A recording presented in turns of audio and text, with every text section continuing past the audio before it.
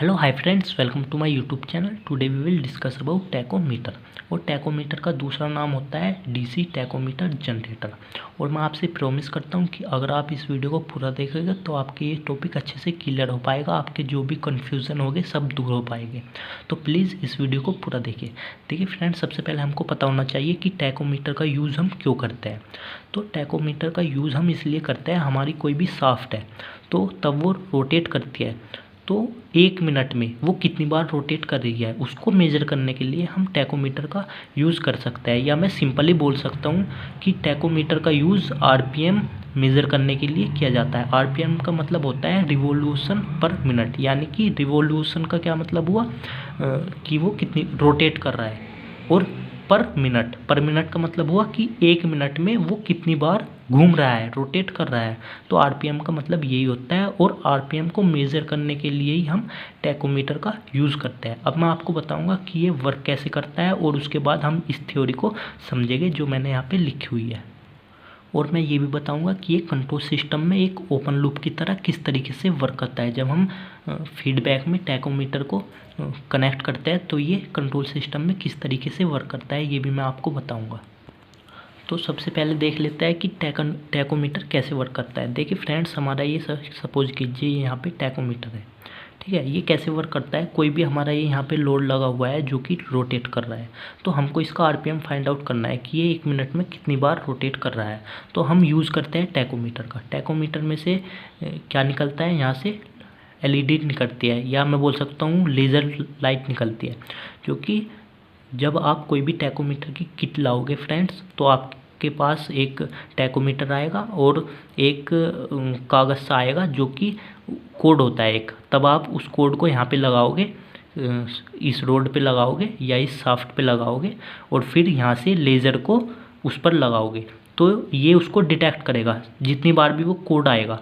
Suppose कीजिए ये है यहाँ पे रोड है यहाँ पे, या ये शाफ्ट है, आपने ये यहाँ पे लगाया, इसका कोड है जो कागज़ से आएगा इसके साथ, ठीक है। उसमें कोड होता है जो कि ये जो लेज़र लाइट होती है ना, ये जितनी बार ये घूमता रहता है, जितनी बार ये उस पर टच होएगा, तो उसी के अकॉर्डिंगली ये उसको काउंट करता रहेगा। और ये वर्क कैसे करता है फ्रेंड्स, ये भी मैं आपको बता देता हूँ। जब भी कोई ये रोटेट करेगा तो जितनी बार ये रोटेट करता रहेगा तो ये मेज़र करता रहेगा। इसका अंदर का स्ट्रक्चर फ्रेंड ऐसा होता है जैसे कि हम इसके अंदर कोई कुछ कंपोनेंट्स का यूज़ करते हैं जो कि इलेक्ट्रॉनिक्स कंपोनेंट होता है। और यहाँ पे कोई भी रोटेट हो रहा है, कोई भी हमारा शाफ्ट, तो जितनी ज़्यादा ये रोटेट होगा हमारा शाफ्ट, या जितनी फास्ट ये रोटेट होगा, तो ये हमारा मैकेनिकल एनर्जी को इलेक्ट्रिकल एनर्जी में कन्वर्ट करता है। तो इसका यही वर्क होता है फ्रेंड्स। कोई भी हमारा शाफ्ट है, जितनी तेज़ वो रोटेट करेगा तो ये क्या काम करेगा, उसको वोल्टेज में चेंज कर देता है, और वोल्टेज में फिर मेज़र करता है। और फिर जितनी ज़्यादा हमारे पास वोल्टेज आती है, हम उसी के अकॉर्डिंगली ये पता लगा पाते हैं कि उसका आरपीएम क्या है।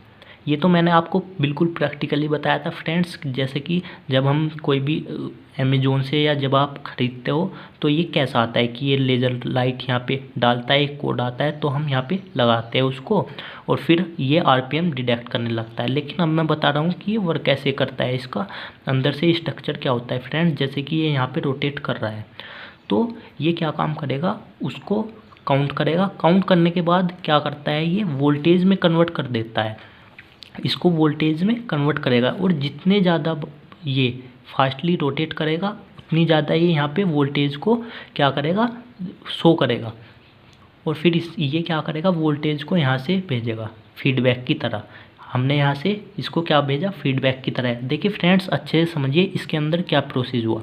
इसने यहाँ पे आरपीएम फाइंड आउट किया, आरपीएम को इसने चेंज किया, फिर वोल्टेज में, यानी कि इलेक्ट्रिकल एनर्जी में इसने चेंज किया। ये पता किया इसने कि इसका आरपीएम क्या है, और इसके अंदर क्या प्रोसेस हुआ, इसने उसको वोल्टेज में चेंज कर दिया, यानी कि इलेक्ट्रिकल एनर्जी में चेंज कर दिया। उसके बाद ये यहाँ पे गया, फिर ये कंट्रोलर के पास गया जो हमारा ये यहाँ पे इनपुट आ रहा था, और फिर ये फीडबैक होकर गया। फीडबैक का मतलब क्या होता है फ्रेंड्स, कि जो हमारा पहले रिज़ल्ट आ रहा था उसका पता लगाना, उसको यहाँ पे फीडबैक करना है। सपोज कीजिए ये हमारा यहाँ पे एक तरीके से क्या है, आउटपुट ही तो मिला ये हमें कि हमारा आरपीएम क्या है, ये हमें यहाँ पे आउटपुट मिला। फिर ये आउटपुट कहाँ पे जाएगा, यहाँ पे। लेकिन ये आउटपुट किस फॉर्म में गया, वोल्टेज की फॉर्म में गया, क्योंकि ये कन्वर्ट कर देगा इस आरपीएम को वोल्टेज की फॉर्म में, ये कन्वर्ट कर देगा और वोल्टेज की फॉर्म में फिर ये यहाँ पे जाएगा। फिर यहाँ पे जाने के बाद ये इनपुट इधर जाएगा, ये वोल्टेज यहाँ से जाएगा फीडबैक होकर। कंट्रोलर क्या करेगा, आपने कोई भी वैल्यू डाली यहाँ पे कि मुझे 200 आरपीएम मिलना चाहिए, 200 आरपीएम, लेकिन आपको यहाँ पे मिला 202 आरपीएम मिला, तो आपको ये यहाँ पे एक्यूरेट नहीं मिल पाया पहले। फिर कंट्रोलर क्या काम करेगा, उसको जो आपका इनपुट आ रहा होगा ज़्यादा, उसको ये थोड़ा कम कर देगा, जिससे कि हमको यहाँ पे आउटपुट भी थोड़ा कम मिल सके। क्योंकि पहले कितना मिला था, 201 202, तो ये सिर्फ आप सपोज कीजिए 201 और 202 आपको यहाँ पे आरपीएम मिला। तो इसको कंट्रोल करने के लिए यहाँ से फीडबैक गया। फिर ये इसको फीडबैक का मतलब होता है जिससे कि हम आउटपुट बिल्कुल एक्यूरेट पा सके। तो यहाँ से ये फीडबैक गया, इसने इनपुट को थोड़ा क्या किया, कम कर दिया, जिससे कि मुझको आरपीएम कितना मिले, 200 आरपीएम मिले। तो ये यहाँ पे फिर पावर एम्पलीफायर के पास जाएगा, फिर ये इसको रोटेट करेगा।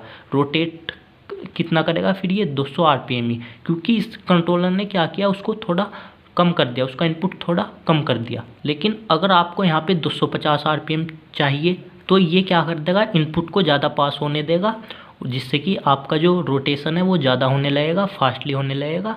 फिर आपका आरपीएम भी यहाँ पे 250 ही आ जाएगा, जो कि आप चाहते हो। तो ये एज ए फीडबैक इसी तरीके से वर्क करता है टेक्नोमीटर। आपको ये बात याद रखनी है कि हमारा टेक्नोमीटर वर्क कैसे करता है। मैंने आपको ये बता दिया कि आपका ये कैसे वर्क करता है। ये आरपीएम को फाइंड आउट करता है, मेज़र करता है, और उसके बाद ये फीडबैक देता है वोल्टेज की फॉर्म में। तो हम इसलिए इसको बोलते हैं मैकेनिकल एनर्जी से ये इलेक्ट्रिकल एनर्जी में चेंज करता है, और इसलिए हम इसको इलेक्ट्रोमैकेनिकल डिवाइस भी बोलते हैं। अब हम इसको थ्योरी के बेस्ड पर समझ लेते हैं।